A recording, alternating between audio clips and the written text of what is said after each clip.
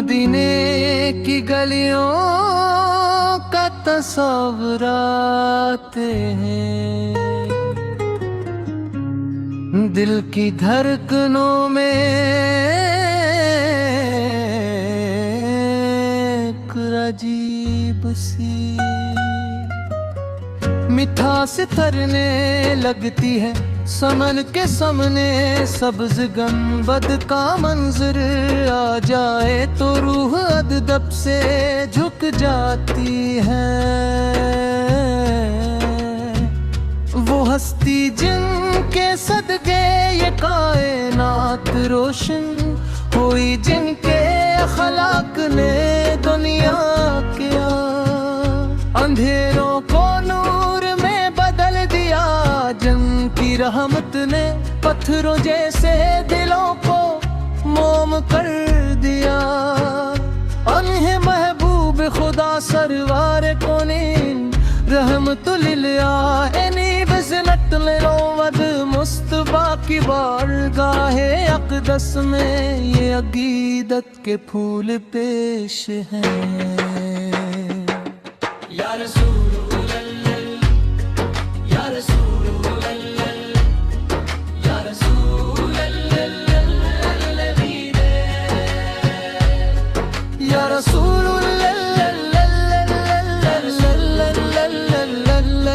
یا رسول اللہ۔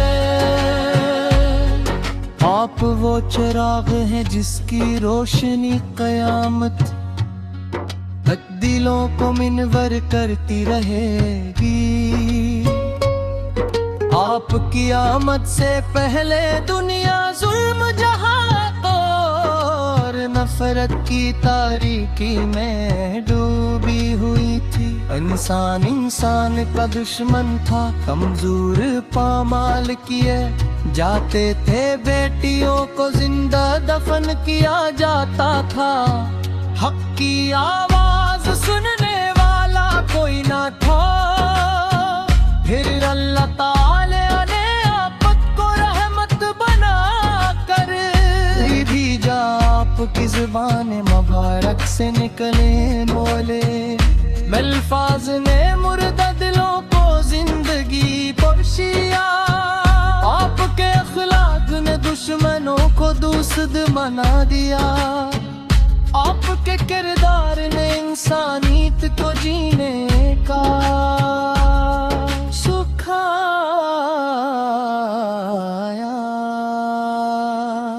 آپ کی سیرت ایسی خوشبو ہے جو زمانے کبھی کم نہیں ہوتی۔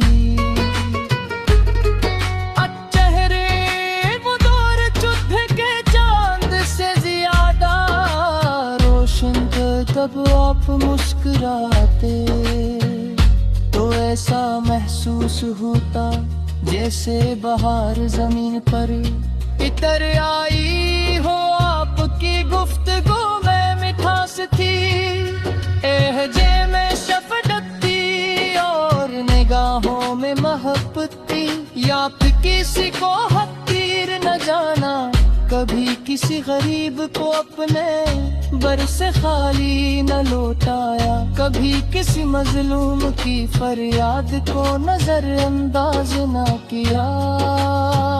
مدینے کی وہ مقدس فضائیں آج بھی آپ کی خوشبو سے ڈھکتی ہے، روزانے رسولت کے سامنے کھڑے ہو کر جب عاشق سلام پیش کرتے ہیں تو آنکھیں اشک بار ہو جاتی ہیں۔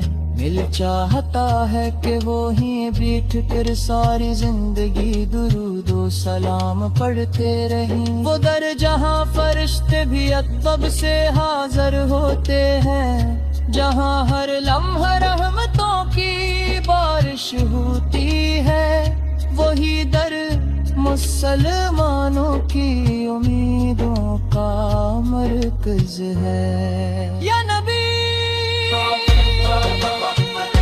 ایمان کی جان ہے، جس دل میں آپ کی محبت نہ ہو وہ دل ویران ہے۔ صحابہ کرام رضی اللہ عنہم نے آپ سے کی مثال قائم کی جو دنیا میں کہیں نہیں ملتی، حضرت کی اذان میں اب کی محبت بولتی تھی، حضرت راستی تھی وفادار میں، آپ کا عشق جو رکھتا تھا حضرت کی غیرت میں، آپ کا شامل تھا حضرت کی سخاوت میں، آپ کی تعلیمات روشن تھے اور حضرت کی شجاعت میں آپ کی تربیت کا رنگ نمایاں تھا۔